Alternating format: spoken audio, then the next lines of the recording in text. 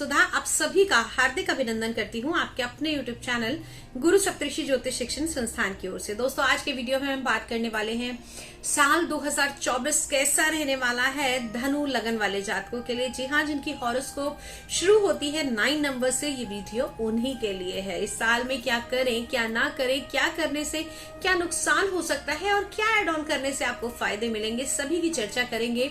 लेकिन यदि आपने अब तक चैनल को सब्सक्राइब नहीं किया है तो प्लीज भाई सब्सक्राइब कर दो, साथ ही साथ बेल आइकॉन को जरूर दबा दीजिए ताकि आने वाले सभी वीडियो आपको समय से मिल सके। तो चलिए बात करते हैं कैसा रहेगा ये साल धनु लगन वाले जातकों के लिए। साल की शुरुआत के दिन ही आपके लगन में मंगल और सूर्य की युति बनी हुई है।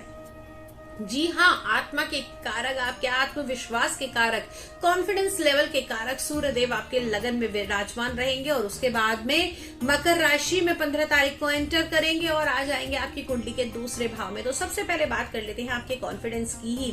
तो साल की शुरुआत बड़े ही धुआंधार तरीके से होगी, full of energy, full of confidence आप लेकर इस साल के अंदर एंटर करेंगे। इस साल में आपको इसी कॉन्फिडेंस को बना के रखना है और बना के रखने के लिए आपको क्या रेमेडीज करनी चाहिए आपको वीडियो के लास्ट में जरूर बताऊंगी।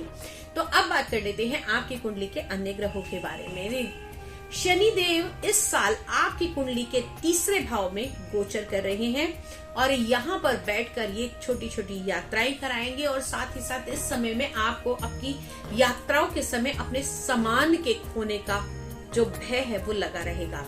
कोशिश कीजिए कि आप अपने सामान को थोड़ा सा ध्यान से लेकर चले। साथ ही साथ शनि देव की छोटी छोटी यात्राएं आपको थोड़ी सी प्रॉब्लम क्रिएट कर सकती है, जैसे कि आपको अनचाहे टूर्स पर जाना पड़ सकता है। ये टूर आपके काम से रिलेटेड भी हो सकते हैं। साथ ही साथ आप लोगों को इस साल के अंदर कुछ चीजों का विशेष ध्यान रखना है, जैसे कि इस साल में आपको अपने प्रोजेक्ट्स को किसी दूसरे के साथ में डिस्कस नहीं करना है। आपके अपने ही आपके काम में रोड़े अटकाते हुए दिखाई देंगे। अब बात करते हैं आपकी कुंडली के 4th हाउस के बारे में, जहां पर राहु का गोचर चल रहा है और पूरे साल ये राहु देव आपकी कुंडली के 4th भाव यानी कि सुख के स्थान में विराजमान रहेंगे और यहाँ से बैठ के बड़ी सारी दिक्कतें पैदा करेंगे। सबसे पहले डिस्टर्ब करेंगे आपके 12th हाउस को, यानी कि नींद में खलल कर देंगे, सोने नहीं देंगे, परेशान करेंगे। उसके बाद में डिस्टर्ब करेंगे आपकी कुंडली के 10th हाउस को, यानी कि आपके कर्म भाव में बार बार मन उछट जाएगा। बार बार ऐसा लगेगा कि मैं जॉब चेंज कर लूं,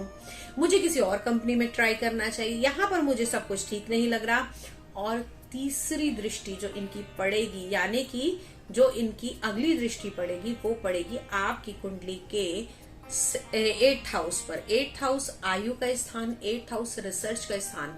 यहाँ पर अगर मैं कहूँ वो लोग जो किसी प्रकार की रिसर्च कर रहे हैं, साइंटिस्ट है, मेडिकल स्ट्रीम से जुड़े हुए हैं, या फिर मैं कहूँ मेडिटेशन से जुड़े हुए हैं, ऑकल साइंस से जुड़े हुए हैं, उन लोगों के लिए राहु की ये दृष्टि जो है वो और ज्यादा बेटर कर सकती है उनके अपने काम में। क्यों? क्योंकि राहु क्या करता है, आपको कुछ भी चीजें एज्यूम कराता है। और 8th हाउस आप रिसर्च तभी करेंगे जब आप चीजों को पहले से सोचेंगे, चीजों के बारे में जानेंगे। 8th हाउस कहीं ना कहीं आपके मेडिटेशन का, आपके मंत्र, तंत्र, यंत्र, आयु और आपकी मृत्यु का स्थान माना जाता है। तो यहाँ पर जब दृष्टि डालेंगे तो कहीं ना कहीं आपको इन सब चीजों से जोड़ते हुए दिखाई देंगे। आपका इंटरेस्ट यकायक पूजा पाठ, तंत्र मंत्र इत्यादि की तरफ भी बढ़ा सकते हैं। साथ ही साथ यहाँ पर 12वां भाव जो है वो आपके स्वप्न का भाव भी है। तो जो होने वाली चीजें हैं, अगर आप उन चीजों के बारे में सोचेंगे तो आपको सपने में वो विजन्स आने शुरू हो जाएंगे और वहीं से आपकी प्लानिंग शुरू हो जाएगी। लेकिन ध्यान रखिएगा कि किसी भी प्रकार की नेगेटिव प्लानिंग आपके लिए नुकसानदायक हो सकती है। देवगुरु बृहस्पति का गोचर चल रहा है आपकी कुंडली के 5th भाव में और 5th भाव अगर हम देखें तो आपकी देवगुरु बृहस्पति लगन के स्वामी 5th भाव में बैठे, बहुत ही शुभ संयोग है। ये 4 महीने, जी हाँ, जनवरी, फरवरी, मार्च और अप्रैल, इन 4 महीने के अंदर आपको बहुत काम करना है। किन चीजों पर काम करना है? अगर आप शिक्षा के क्षेत्र में है, किसी को टीचिंग करते हैं, कंसल्टेशन करते हैं, तो इन 4 महीने में बैठकर इतनी मेहनत कीजिए कि जैसे ही देवगुरु बृहस्पति का राशि परिवर्तन हो और 6ठे भाव में आए, हेल्थ के इशू दें, तो उसके लिए आप पहले से फाइनेंशियली स्ट्रांग हो। संतान के लिए प्लानिंग करना चाहते हैं तो इन 4 महीने में कर सकते हैं, रिजल्ट बहुत अच्छे मिलेंगे। हालांकि यहाँ पर देवगुरु बृहस्पति शनि की तीसरी दृष्टि से पीड़ित हैं, लेकिन फिर भी यहाँ पर बैठकर आपको कुछ तो रिजल्ट देते हुए दिखाई देंगे। अब इसके लिए क्या कर सकते हैं आप, अपनी इम्यूनिटी को और ज्यादा स्ट्रांग बनाने के लिए येलो सफायर धारण करें। अगर वो नहीं कर सकते तो आप हमसे सिट्रीन का ब्रेसलेट मंगवा सकते हैं। साथ ही साथ इसमें मैं कुछ चीजें और ऐड ऑन करके आपको दे सकती हूँ।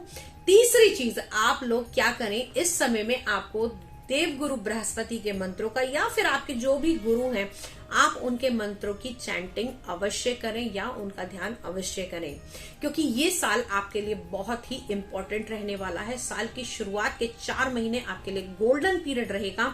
उसके बाद में हेल्थ से जुड़ी हुई समस्याएं आपको बनती हुई दिखाई देंगी, क्योंकि जैसे ही देवगुरु बृहस्पति 6ठे भाव में जाएंगे 1 मई 2024 के बाद से अचानक से शत्रु उत्पन्न हो जाएंगे। बिना बात का कर्जा आप ले लेंगे। अब वो कर्जा कैसा होगा, आपको लगेगा कि नहीं यार ये चीज और एक्सपेंड करनी चाहिए, थोड़ा सा पैसा लेके गाड़ी जो है वो थोड़ी सी बड़ी करते हैं, दिखावा करते हैं, इसको और अच्छा करने के लिए लोन ले लेते हैं। तो ये सारी चीजें आपके आने वाले टाइम में ना हो और ज्यादा इन चीजों के ऊपर आप ध्यान ना दें, तो इसके लिए आपको पुखराज अवश्य धारण करना चाहिए। अब बात करते हैं आपके प्रेम संबंधों की, क्योंकि पंचम भाव से हम प्रेम संबंध भी देखते हैं। तो शुरुआत के दिनों में आपके मैरिज के चांसेस बनते हैं। साथ ही साथ यहाँ पर प्रेम संबंधों में अगर कुछ खटास चल रही थी, आपके लाइफ पार्टनर के साथ में रिलेशन अच्छे नहीं चल रहे थे, तो वो आगे आने वाले टाइम में बेटर हो सकते हैं। अब बात कर लेते हैं आपकी कुंडली के सप्तम भाव के बारे में। बड़ा ही इंपॉर्टेंट भाव होता है, जिसे हम विवाह का भाव बोलते हैं, जिसे हम शादी का भाव, जीवन साथी का भाव बोलते हैं, जिसे हम पार्टनरशिप का भाव बोलते हैं। और यहीं से हम देखते हैं आपके गुप्तांग और साथ ही साथ काम करने वाले लोगों की डेली इनकम कैसी रहेगी। तो यहाँ पर आप लोगों के लिए ये बेटरमेंट हो सकती है, लेकिन कुछ चीजों का आपको ध्यान रखना है। साल की शुरुआत में बुध देव आपकी कुंडली के 12वें भाव में गोचर करेंगे शुक्र के साथ में, तो खर्चा तो बढ़ाएंगे ही बढ़ाएंगे, साथ ही साथ आपके रिलेशनशिप को भी थोड़ा सा इस समय डिस्टर्ब कर सकते हैं। लेकिन ध्यान रखिएगा कि यहाँ पर आपका जो खर्चा होगा अपने लाइफ पार्टनर के ऊपर हो सकता है, उसको घुमाने फिराने में हो सकता है, अपने लाइफ पार्टनर के लिए कुछ नया खरीद कर दे सकते हैं, उसे कहीं बाहर लेकर जा सकते हैं। ये एक्सपेंस आपके साल की शुरुआत में हो सकते हैं, तो इनके ऊपर थोड़ा सा अगर कंट्रोल करेंगे, जहां 10 की जरूरत है वहां 5 खर्चिए, लेकिन अपनी खुशियों पर रोक मत लगाइए। थोड़ा सा पैसे का संजो कर रखिए, पैसे को थोड़ा संभाल कर रखिए। अब केतु बहुत ही इंपॉर्टेंट प्लैनेट जो आपकी कुंडली के इस साल गोचर करेंगे 10th भाव में। 10th हाउस में केतु का गोचर कहीं ना कहीं क्या करेगा, आपको आपके वर्क प्लेस पर डिस्टर्ब करेगा। डिस्टर्ब कैसे करेगा, आपकी लड़ाई झगड़े कराएगा, आपके सबऑर्डिनेट से आपकी बहस करा देगा, आपके बॉस के साथ में कुछ परेशानी पैदा कर देगा, और कहीं ना कहीं आपको ये लगेगा कि नहीं यहाँ मेरी कोई इज्जत नहीं है, यहाँ मेरा कोई सम्मान नहीं है, मुझे इन लोगों को छोड़कर कहीं और ज्वाइन करना चाहिए या कुछ नई अपॉर्चुनिटी देखनी चाहिए। अगर आपके मन में ये भी आता है कि मुझे जॉब चेंज करनी चाहिए, तो ये साल आपकी जॉब चेंजेस करने के लिए बेटर नहीं है। आप जहां हैं वहीं पर अपना और बेटर कीजिए, अच्छे रिजल्ट्स दीजिए, अच्छा काम कीजिए, तो आपके लिए ज्यादा बेटर रहेगा। ओवरऑल ये साल आप लोगों के लिए मिला जुला रहेगा। साल में बदलाव आएंगे, मई के बाद में वो बदलाव आपके लिए कुछ कष्टदायी हो सकते हैं। अब मैंने बताया था कि आपको बताऊंगी एक रामबाण उपाय।